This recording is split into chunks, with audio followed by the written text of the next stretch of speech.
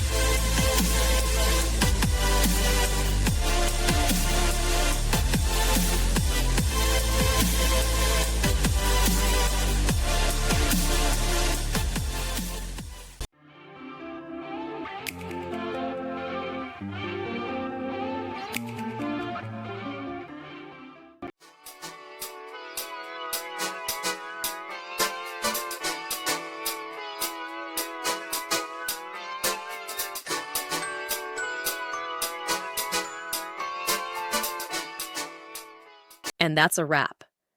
I hope you found the answer you were looking for. If you did, take a second to hit that subscribe button. It really helps out. And let me know in the comments which solution worked best for you. See you next time in the debug zone.